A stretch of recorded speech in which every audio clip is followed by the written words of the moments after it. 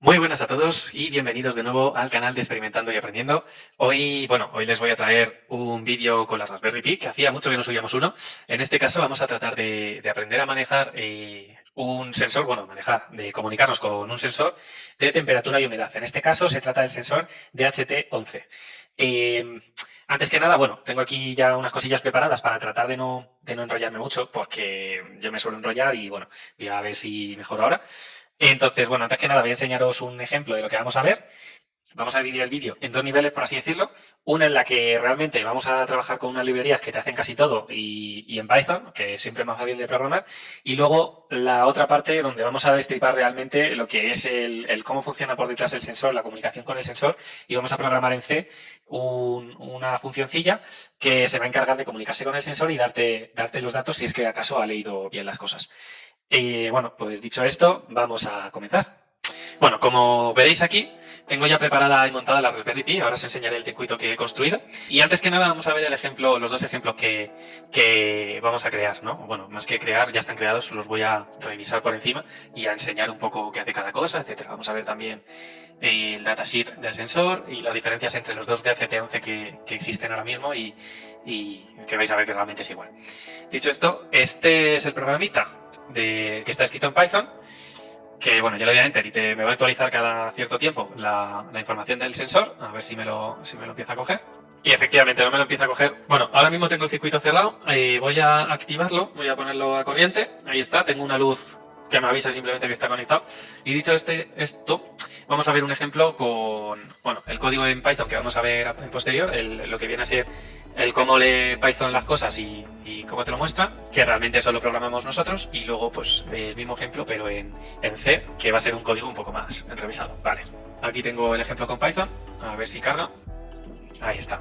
Está diciendo eso, que la temperatura es de 25 grados y la humedad es del 54%. Esto es correcto. Hace un par de horas que tenía la calefacción puesta, estábamos a 27-28 y ahora pues ya está empezando a bajar porque la hemos quitado. A veces te puede mostrar datos atípicos. Te muestra algo atípico. No tengo algún. No te voy a decir por qué, porque no lo tengo yo al 100% claro y te puedo decir misa.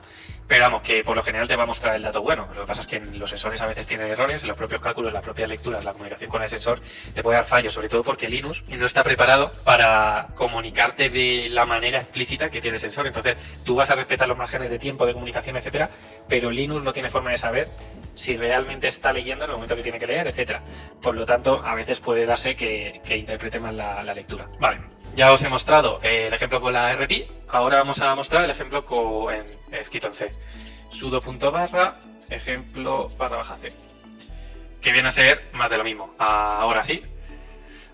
Aquí tenemos un problema, por decirlo de alguna manera, y es que le cuesta también a veces leer. Entonces yo he mostrado, cada vez que compruebo que he leído mal, digo problema de lectura y de paso aprovecho y muestro si realmente lo que he leído se va muy fuera de lo que realmente es o no.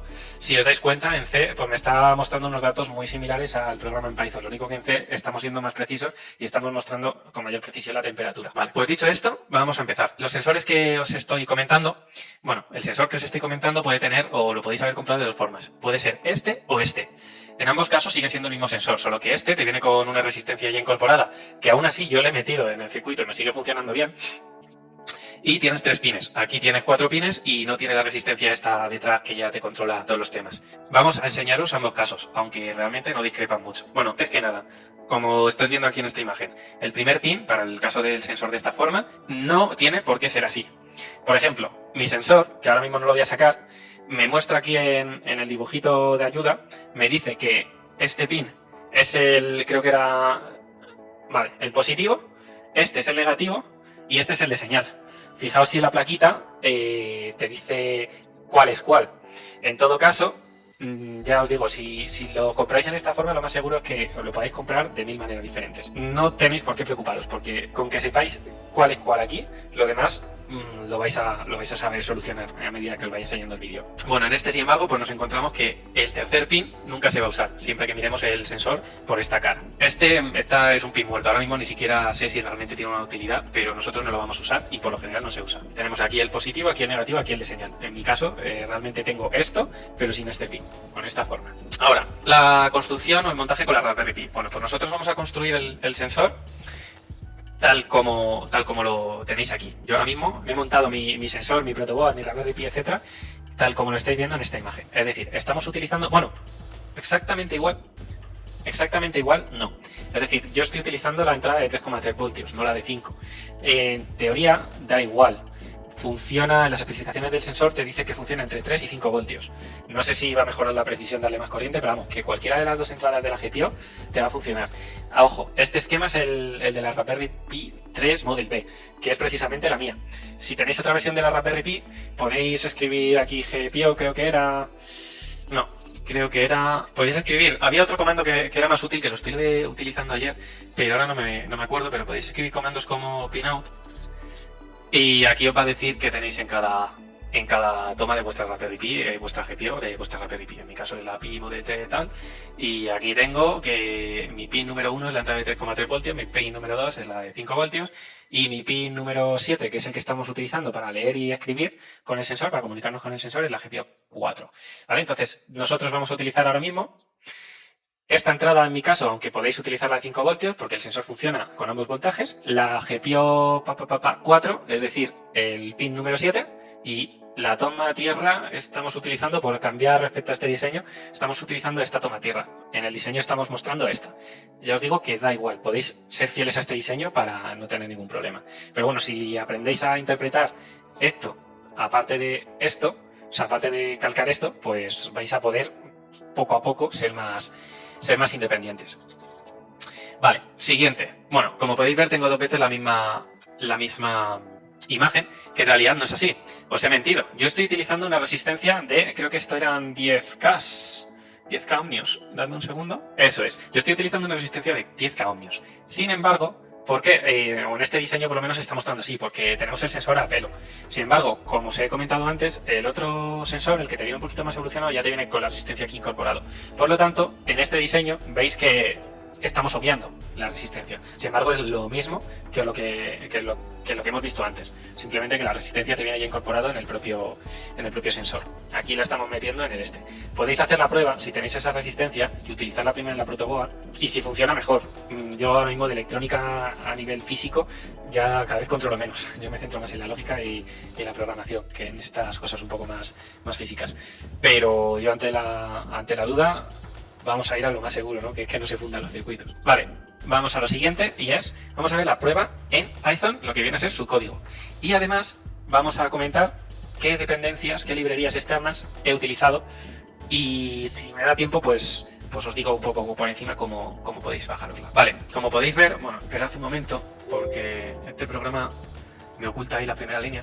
Como podéis ver, lo que estoy utilizando es la librería de sistema para el print, creo que recuerdo que era, y una librería que me he descargado que se llama Adafruit DHT. Podéis buscar en Google cómo instalar Adafruit DHT en Python, pero yo voy a intentar hacer aquí un tutorial rápido para que no andéis saltando de un vídeo a otro. No lo veo lógico. Entonces os hago un tutorial rápido, pero primero os voy a explicar. Pues básicamente que estoy en un bucle. Vamos a intentar hacer una lectura a través de la librería Adafruit DHT, que precisamente lo que hace es una librería que está específicamente creada para hablar con este sensor. Yo escribo entonces adafruitdht.readretry y lo que hace es un intento de lectura del sensor. Le especificas el tipo de sensor que es, ya que existe el sensor que estamos utilizando nosotros, que es el 11, pero existe uno que tiene bastante mayor precisión y juega con mayores intervalos en las temperaturas, que es el 22. En nuestro caso vamos a jugar con el 11. Seguramente el 22, no me he leído su datasheet, pero tenga matices a la manera, a la hora de comunicarte con él o a la hora de devolverte datos, seguramente te lo devuelva con otra cadena de bytes o de alguna otra manera. Entonces, pues por eso le tienes que indicar que vamos a jugar con el 11. Y bueno, este segundo parámetro es el pin que hemos configurado de nuestra GPIO. Como os voy a recordar, en nuestro caso estamos jugando con el pin 7, que es nuestra GPIO 4. Entonces vamos a decir que es nuestra GPIO 4, porque hay que indicarle a nivel de GPIOs, por decirlo de alguna manera. Vale, pues dicho esto, ¿qué es lo siguiente que hacemos? Obtenemos la humedad y la temperatura qué es lo que nos devuelve esta función y vamos a pintarlo posteriormente con un print para mostrarlo por consola. Muy facilito. Ahora vámonos a lo que realmente es aprender a utilizar el sensor, ¿no? Bueno, ya lo he dejado medio preparado y vamos a buscar el datasheet del sensor de HT11 y vamos a ver qué especificaciones del fabricante te vienen. Podéis buscar de HT11 datasheet. Yo tengo aquí varios abiertos, este me gusta bastante, pero todos son muy parecidos y te indican lo mismo realmente. Entonces, vale, tenemos por aquí el datasheet y por aquí te explica un poco de qué va el sensor. Yo lo voy a explicar a grandes rasgos y cómo luego eso lo traducimos a un programa en C. Bueno, aquí el datasheet siempre te va a incluir la precisión en la humedad, de la temperatura, etcétera, tal.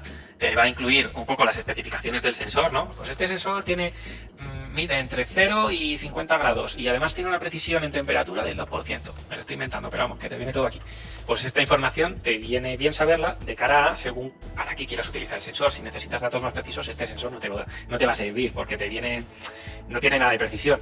Necesitarías el DHC22, que ese tiene bastante más precisión y juega con otros rangos. Vale, aquí te viene un poco el cómo deberías configurar la comunicación, bueno, el cableado entre tu microcontrolador, ya sea un Arduino, una Raspberry Pi y tu sensor. Si os fijáis, aquí te está diciendo que el DHT11 funciona entre 3 y 5,5 voltios, es decir, por eso estamos usando nosotros el pin de 3 voltios, bueno, de 3,3 y nos funciona, pero en el esquema que os he enseñado están utilizando el de 5 y también funciona sin que se te funda. Y bueno, todo esto lo voy a ir leyendo por encima porque tiene mucha chicha y nos vamos a enrollar. Bueno, y aquí ya en el punto 5, que es donde realmente nos interesa fijarnos, nos está informando ya cómo el sensor se va a comunicar contigo y qué señales tienes que mandarle al sensor para que se comunique.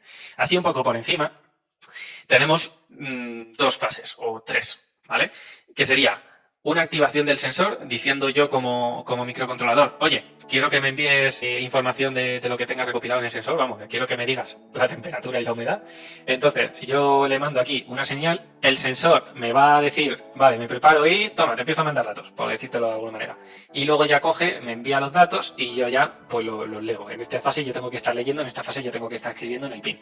Vale, aquí si nos fijamos un poquito más en profundidad, vamos a ver que nos está llegando una señal de respuesta de 40 bits, que en la propia señal te viene la humedad y la temperatura, que esto se va en paquetes de 8 bytes, creo recordar que era. Realmente son 5 paquetes. 4 de información y uno que es una especie de comprobación para ver si yo como microcontrolador he leído bien al sensor. Vamos a ver que en la primera fase el controlador, la Raspberry Pi en nuestro caso, va a tener que durante 18 milisegundos enviar una señal a baja, luego durante tantos milisegundos subir a alta y una vez hagas esta señal que te está indicando aquí, es aquí cuando el sensor va a comenzar a enviarte los datos. Primero te va a enviar una respuesta durante tantos milisegundos, luego va a cambiar el voltaje y luego ya va a empezar la transmisión. Lo estoy diciendo muy por encima. Esto ahora lo veremos en código, un poco el algoritmo que se ha sacado.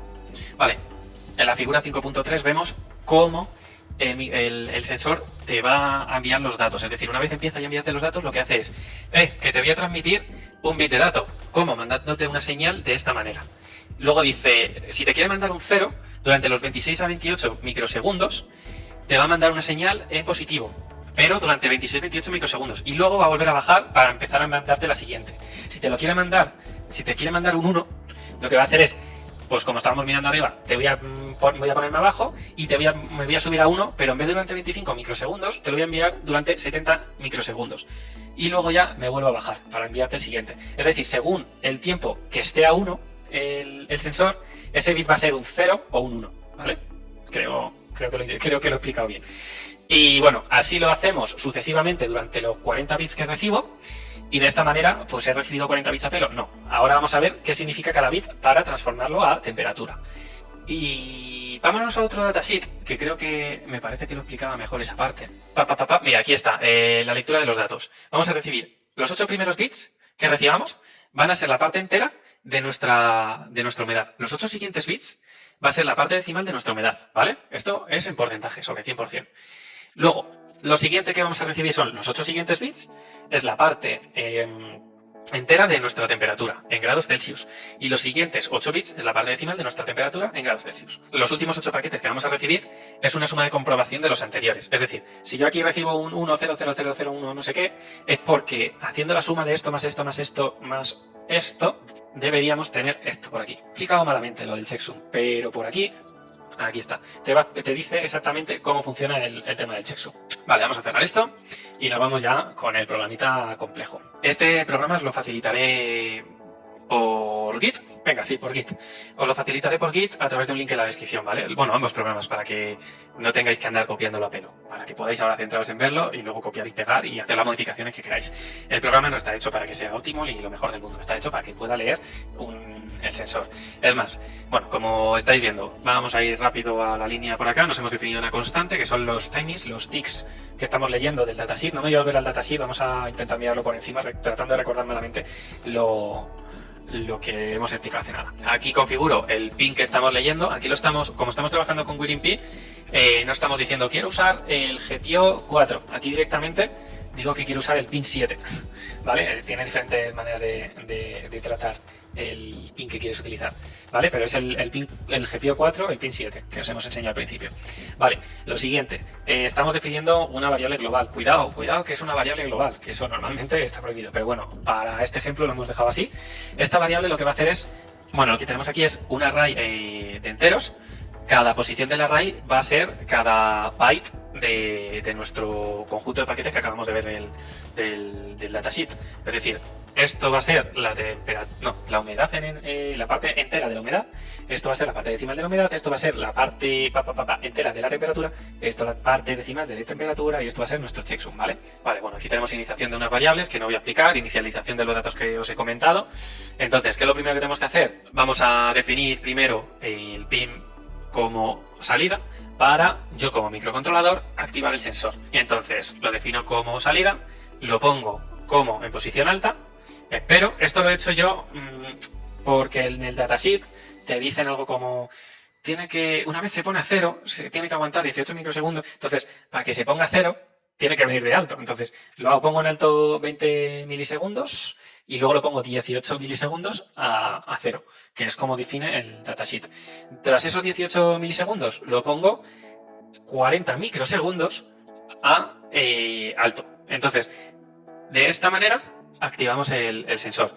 Como lo acabamos de activar, cambiamos el pin a modo lectura. Hemos pasado de modo salida a modo entrada. Entonces ahora vamos a leer. Y hacemos desde mass timing, que es la constante que nos hemos creado al principio. Vamos a ir tratando de leer nuestro pin. Si en algún momento ha cambiado el estado, hacemos esto por aquí, hacemos un delay, tacatá. Esto está basado, este algoritmo, este for, en lo que acabamos de ver del datasheet, por lo tanto no lo voy a explicar en profundidad. Pero bueno, si tenéis dudas en comentarios, ahí sí me puedo centrar en, bueno, esto es así, lo de la línea 40, esto, no sé qué. Aquí voy a ir más al trapo. Entonces, este algoritmo está basado, en realidad es un poco más arriba, en lo que acabamos de leer del datasheet, de cómo funciona la comunicación entre el microcontrolador y el sensor. Entonces, que si tengo que esperar, que leer, que esperar no sé cuánto, que contar, que no sé qué, estos son mecanismos más de control, de tal. Vale. Aquí lo que vamos haciendo es, digamos que hemos tenido éxito y hemos leído un bit. Entonces, ¿qué es lo que tenemos que hacer?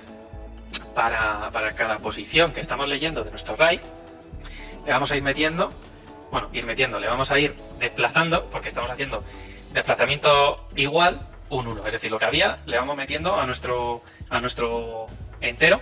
Vale, entonces, en teoría hasta aquí hemos hecho la lectura del sensor y ahora lo que hacemos es validar. Si esto es mayor que 40, es decir, ha pasado más de tanto tiempo, la J ha leído tanto, y que es un poco... Si la lectura que hemos hecho se corresponde, ahora mismo es que no me acuerdo al 100% que estábamos haciendo aquí, se corresponde o ha llegado a lo que yo quería que llegase, según las especificaciones del datasheet, y nuestro checksum, que es la última posición de nuestro array, el quinto paquete que nos llega, se corresponde a la suma de las anteriores para hacer el checksum. Si esto está guay, es que hemos leído bien. Por lo tanto, vamos a calcular esto en Fahrenheit, los grados en Fahrenheit, y vamos a pintártelo. Y si no, pues te voy a decir que he leído mal. Pero de paso, pues aprovecho y te pinto qué es lo que he tratado de leer. Bueno, pues realmente esta es la parte lógica de la lectura del sensor, que ya os digo, lo dejaré en Git para que podáis cacharrear esto, sabiendo el datasheet. Y bueno, la parte Y bueno, la parte de inicialización en C, es decir, el famoso main.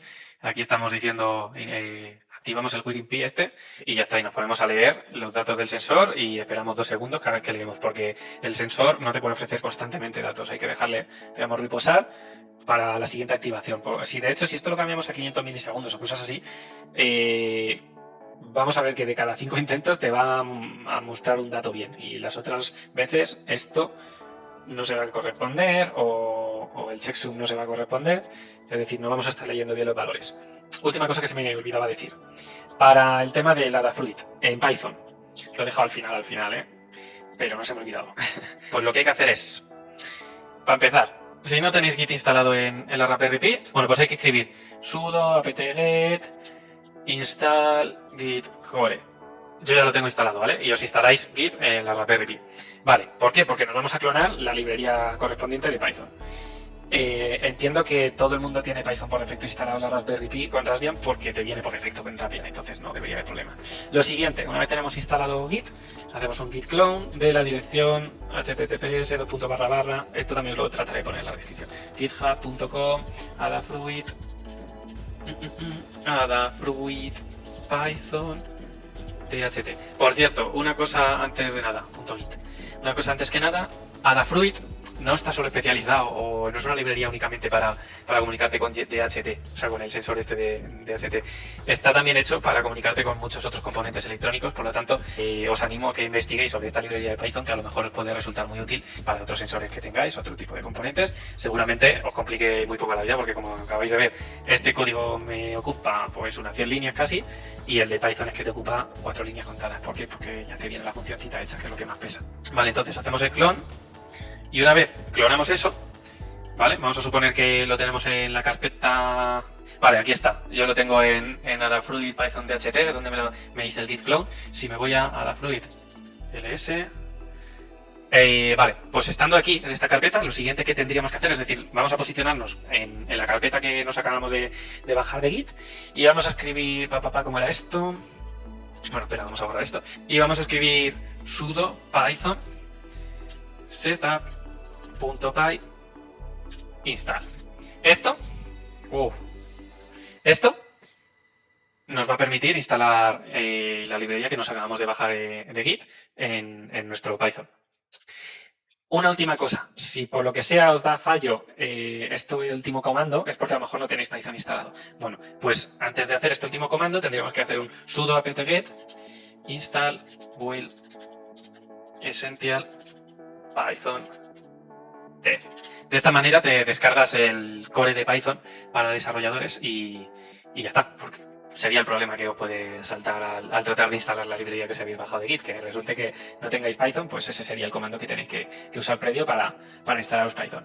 Y bueno, dicho esto, ya me quedo tranquilo, ya os he explicado en este nuevo vídeo el sensor de humedad y temperatura. La verdad que, aunque sea complejo, con Python es muy fácil, y una vez tienes esta rutina hecha, si realmente quieres ponerte a usarlo y no a saber cómo funciona detrás, pues también está hecha en C, por si preferéis un lenguaje u otro.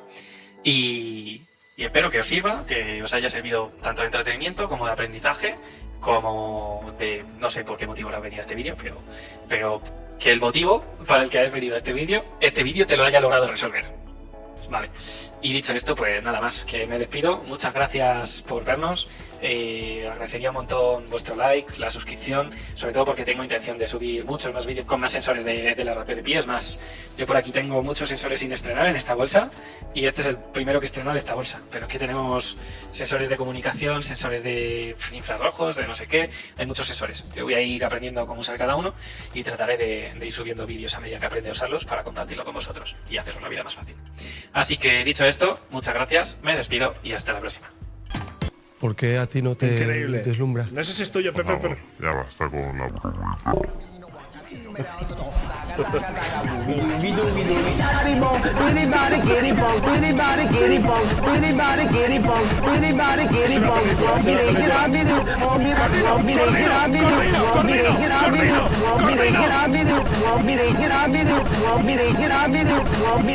¿Qué?